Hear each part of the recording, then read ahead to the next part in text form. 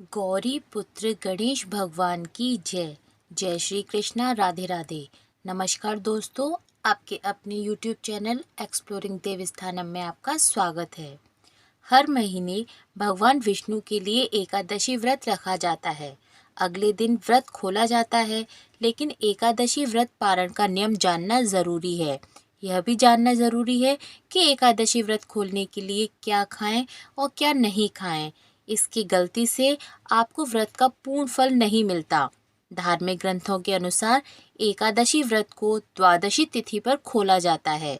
इस दिन व्रत खोलने के नियम का पालन जरूरी है, क्योंकि इसकी अनदेखी से व्रत का पूरा लाभ नहीं मिलता। ऐसे में आइए जानते हैं एकादशी व्रत पारण के नियम। धार्मिक ग्रंथों के अनुसार भगवान विष्णु को तुलसी दल प्रिय है, इसलिए उनकी पूजा में तुलसी न हो तो वह पूजा या भोग स्वीकार नहीं करते। इसलिए भगवान विष्णु के व्रत में तुलसी का प्रयोग बहुत ज़रूरी है। साथ ही एकादशी व्रत के पारण के लिए भी तुलसी पत्र को मुंह में डालकर करना चाहिए। इससे अखंड सौभाग्य, आरोग्य और संतान सुख की प्राप्ति होती है। एकादशी व्रत में चावल खाने पर रोक है, इसलिए एकादशी व्रत का पारण चावल खाकर करने का नियम है। मान्यता है कि एकादशी के दिन चावल खाने से मृत्यु के बाद प्राणी का जन्म रेंगने वाले जीव की योनि में होता है, लेकिन द्वादशी को चावल खाकर व्रत का पारण करने से इस योनि से मुक्ति भी मिल जाती है। इसी के साथ मान्यता है कि एकादशी व्रत पारण के लिए पकाए जा रहे भोजन में गाय के घी का प्रयोग अवश्य करना चाहिए। इससे भगवान श्री हरि प्रसन्न होते हैं। इसी के साथ आइए जानते हैं एकादशी व्रत पारण के दिन तुलसी माता की कथा। तुलसी से जुड़ी एक कथा बहुत प्रचलित है। श्रीमद् देवी भागवत पुराण में इनके अवतरण की दिव्य लीला कथा भी बताई गई है। एक बार शिव ने अपने तेज को समुद्र में फेंक दिया था। उससे एक महातेजस्वी बालक ने जन्म लिया। यह बालक आगे चलकर जालंधर के नाम से पराक्रमी दैत्य राजा बना। इसकी राजधानी का नाम जालंधर नगरी था। दैत्यराज कालनेमी की कन्या वृंदा का विवाह जालंधर से हुआ। जालंधर महाराक्षस था। अपनी सत्ता के मद में चूर उसने माता लक्ष्मी को पाने की कामना से युद्ध किया, परंतु समुद्र से ही उत्पन्न होने के कारण माता लक्ष्मी ने उसे अपने भाई के रूप में स्वीकार कर लिया। वहां से पराजित होकर वह देवी पार्वती को पाने की लालसा में कैलाश पर्वत पर गया।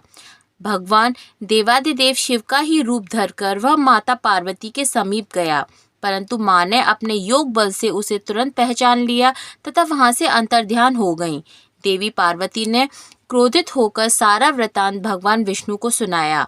जालंधर की पत्नी वृंदा अत्यंत पतिव्रता स्त्री थी। उसी के पतिव्रत धर्म की शक्ति से जालंधर न तो मारा जाता था और न ही वह पराजित होता था।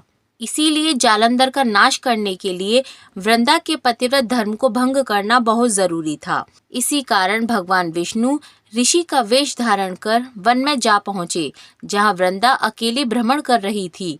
भगवान के साथ दो मायावी राक्षस भी थे, जिन्हें देखकर वृंदा भयभीत हो गई। ऋषि ने वृंदा के सामने पल में दोनों को भस्म कर दिया। उनकी शक्ति देखकर वृंदा ने कैलाश पर्वत पर महादेव के साथ युद्ध कर रहे अपने पति जालंधर के बारे में पूछा। ऋषि ने अपनी माया जाल से दो वानर प्रकट किए। एक वानर के हाथ में जालंधर का सिर था तथा दूसरे के हाथ में धड़। अपने पति की यह दशा देखकर वृंदा मूर्छित होकर गिर पड़ी। होश में आने पर उन्होंने ऋषि रूपी भगवान से विनती की कि वह उसके पति को जीवित करें। भगवान ने अपनी माया से पुनः जालंधर का सिर धड़ से जोड़ दिया, परंतु स्वयं भी वह उसी शरीर में प्रवेश कर गए। वृंदा को इस छल का जरा सा भी आभास नहीं हुआ। जालंधर बने भगवान के साथ वृंदा पतिव्रता का व्यवहार करने लगी, जिससे उसका सतीत्व भंग हो गया। ऐसा होते ही वृंदा का पति जालंधर युद्ध में हार गया। इसी सारी लीला का जब वृंदा को पता चला तो उसने क्रोधित होकर भगवान विष्णु को शिला होने का श्राप दे दिया तथा स्वयं सती हो गई। जहाँ वृंदा भस्म हुई वहाँ तुलसी का पौधा उगा। भगवान विष्णु ने वृंदा से कहा, हे वृंदा, तुम अपने सतीत्व के कारण मुझे लक्ष्मी से भी अधिक प्रिय हो गई हो। अब तुम तुलसी के रूप में सदा मेरे साथ रहोगी और पूरे विश्व में पूजी जाओगी। जो मनुष्य भी मेरे शालिग्राम रूप के साथ तुलसी का विवाह करेगा उसे इस लोक और परलोक में विपुल यश प्राप्त होगा। जिस घर में तुलसी होती है वहाँ यम के दूत भी असमय नहीं जा सकते। गंगा व नर्मदा के जल में स्नान तथा तुलसी का पूजन बराबर माना जाता है। चाहे मनुष्य कितना भी पापी क्यों न हो, मृत्यु के समय जिसके प्राण मंजरी रहित तुलसी और गंगा जल मुख में रखकर निकल जाते हैं, वह पापों से मुक्त होकर बैकुंठ धाम को प्राप्त होता है। जो मनुष्य तुलसी व आंवलों की छाया में अपने पितरों का श्राद्ध करते हैं, उसके पितर मोक्ष को प्राप्त हो जाते हैं। उसी दैत्य जालंधर की यह भूमि जलंधर नाम से विख्यात है। सती वृंदा का मंदिर मोहल्ला कोट किशनचंद में स्थित है। कहते हैं इस स्थान पर एक प्राचीन गुफा थी जो सीधी हरिद्वार तक जाती थी। सच्चे मन से 40 दिन तक सती वृंदा देवी के मंदिर में पूजा करने से सभी मनोरथ पूर्ण होते हैं और भगवान श्री हरि प्रसन्न होते हैं। बोलिए तुलसी माता की जय, भगवान श्री नारायण की जय।